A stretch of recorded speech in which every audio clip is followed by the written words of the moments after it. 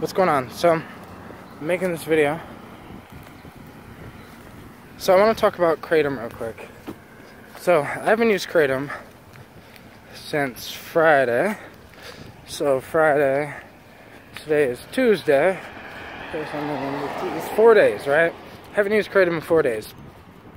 I used Mitragyna Family almost all of these 4 days. 3 out of these 4 days, I've used Mitragyna Family. Now, I noticed the huge difference with Mitragyna Family. I heard Philly Kratom in his Mitragyna Family review. I heard him talk about that it kind of made him feel silly, right? And I get that completely. Like, yeah, it does kind of make you, like, alright, so Kratom is like this thing where it feels more complete. Okay, so Kratom feels a lot more complete than Hirsuta. Meaning Hirsuta feels like it's more, what I mean by complete is this. Like, the whole feeling is complete. Like, it balances with energy and relaxation. The balance between energy and relaxation with Kratom is outrageous.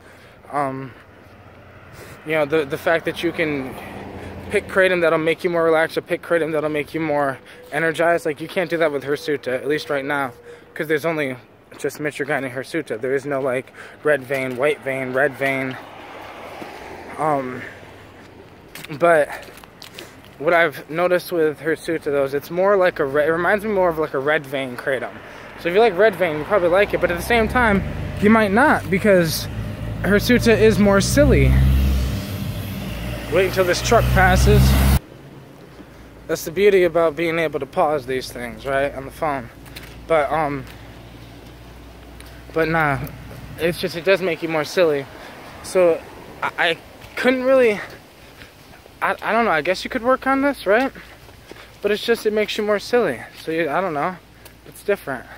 It's different than Kratom, because Kratom helps me stay focused, motivated, driven. Hirsuta does not do any of that. Hirsuta, I just want to sit back and listen to some music, to be honest.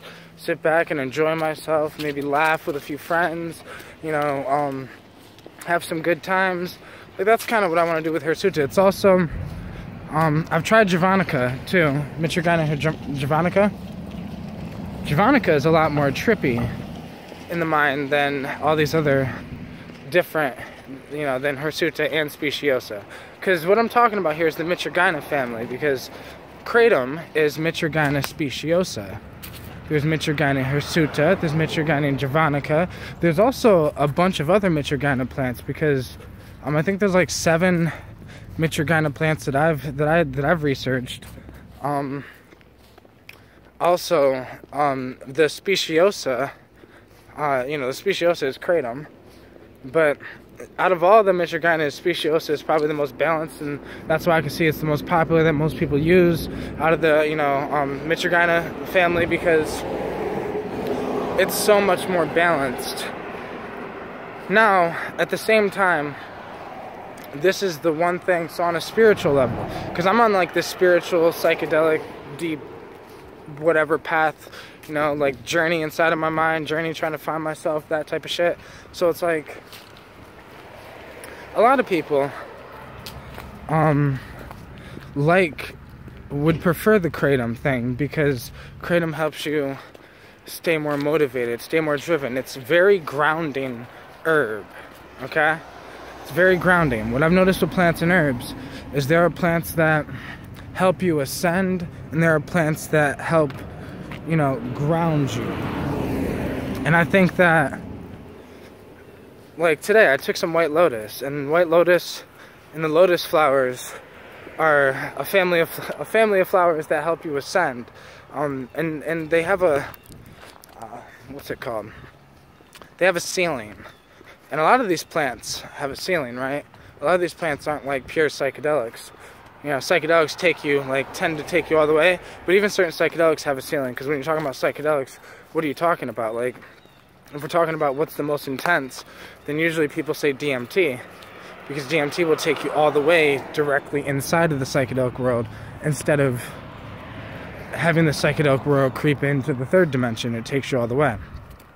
But I don't want to get that deep on you guys, because, you know, a lot of people that are going to watch this video are going to be probably Kratom people, and like things like that. But I just think all these plants are like,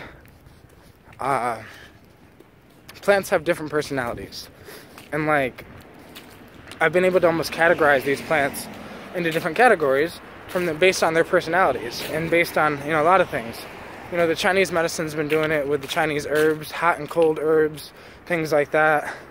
You know, the Ayurvedic herbs has their own terminology. You know, for me, I use grounding, ascending. You know, some of these plants help you think deep. Some of these plants help you not think. You know, it's like depending on what receptors the molecules inside of the plant's attached to. And with kratom, it's just interesting because I think with the hirsuta, I don't know this personally. I have no fucking clue. Just don't, whatever, quote me on this or whatever.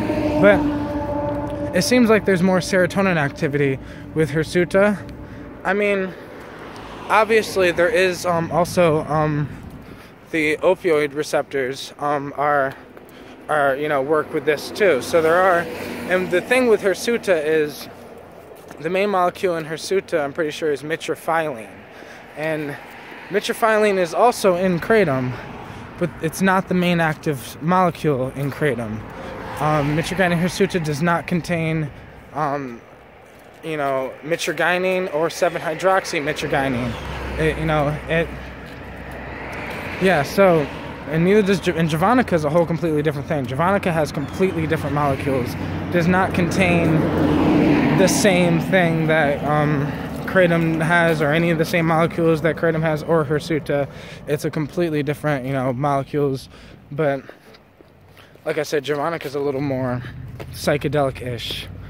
And that's why, so there used to be rumors that used to go around in the kratom community back in the day, and where they used to talk about how kratom withdrawals or kratom can cause hallucinations. I disagree. I think they were probably misjudging. I think they might have been mixing plants, or accidentally taking the wrong plant, whatever. Maybe taking another Mitragyna plant. Because I've never experienced that with kratom, but I've experienced that with Javanica and hirsuta. I've experienced like this trippiness, right?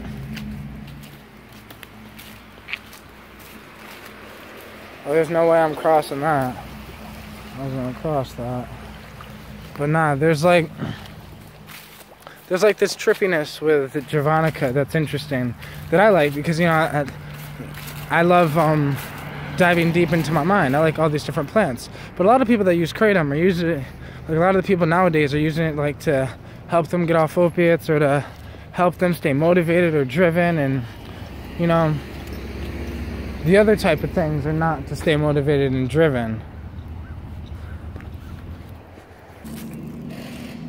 The other molecules, you know, that are in Javanica and hirsuta, it seems like I said, hirsuta is a little more funny, makes you a little more jokester. I don't know how to explain it. Things seem a little more silly. It's harder to focus, not easier. Like kratom makes it easier to focus. Like I said, you just want to relax. But with Javanica, like, I was able to get up. It gave me energy, right? I remember I went for a hike, you know, on Javanica. But it's like, Javanica is just more trippy in my mind. It makes me more trippy in the mind. I don't know how to explain it. It makes my mind go deep. Gives my mind time to expand, I guess. I don't know how to explain it. But it's like, it was interesting though. And some of the Psychotria plants as well, right? So Psychotria plants. So most people know about Psychotria viridis because Psychotria viridis is one of the main plants in ayahuasca. So Psychotria viridis, the Psychotria family, is also in a way related to the Mitragyna family as well. So I've also researched some of the plants in the Psychotria family. Now, I haven't tried these plants yet, but I've researched some of them, and some of them seem like they would be great candidates for, I remember I was researching them originally for kratom replacements, but like, it's just, for me, I'm just trying to get knowledge, right? I love plants and herbs, and I'm just trying to get as much knowledge about the plants and herbs as I possibly can.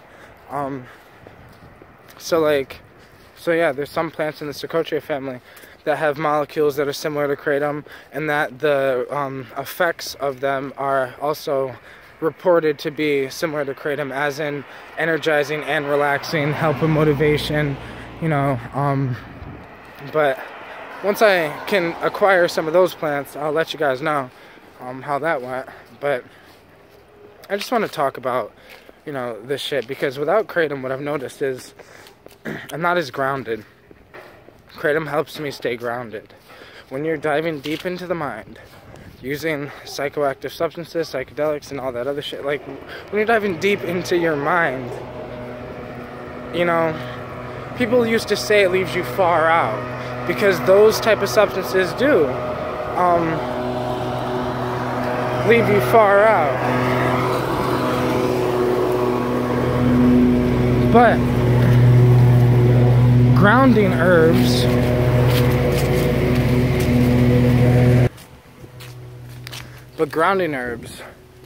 like, they ground you. They do the exact opposite. And some people would describe it as there are some herbs that take you out of the matrix and some herbs that ground you more in the matrix. And I feel like life is all about a balance. So if you're too out of the matrix while you're human, you'll miss the point. If you're too in the matrix, then you'll also miss the point. There are two sides. There's two coins. You can't be on one side of the coin. You have to be able to know there are two sides of the coin. So, like, that's why I think balance is everything. That's why I use certain herbs to ground me and certain herbs to ascend me. That's why the herbs that I usually use to ascend me, I don't use as often. Because I'm finding it nice to be grounded. I'm finding my inner peace, you know? It's hard to explain. But I know these plants have a lot to do with helping me, and I feel like a lot of people need to find the plant that works for them. And I've been using green tea as well. I've been using cordyceps. Let's see, what else? Like Mitragyna, like I said, I'm using Mitragyna hirsuta. Gynostema. Gynostema is one that I use almost every day. And yeah, like I'm getting ready to run out of Gynostema soon. So I'm gonna end up probably using some wild daga.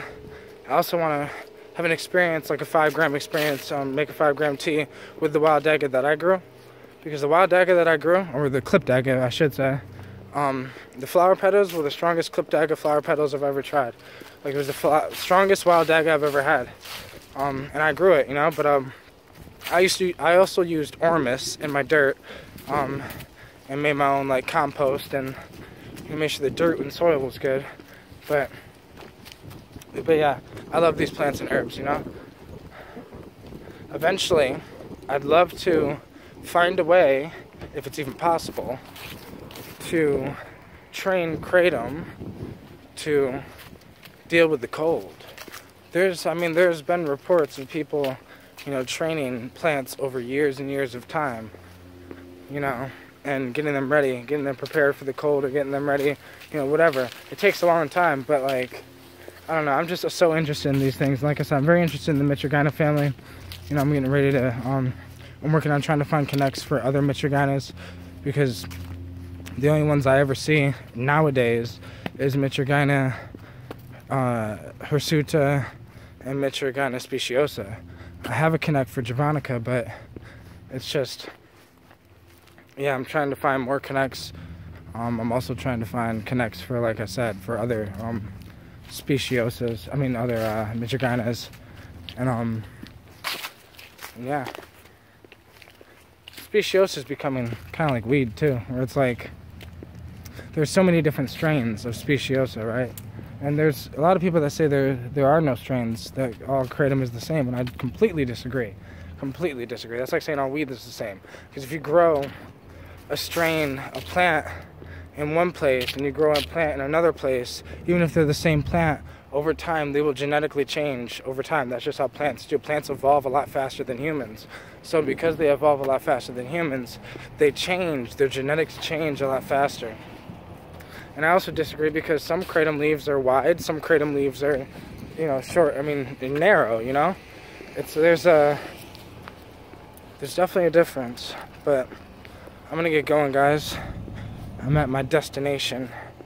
But thank you guys for watching. Peace out.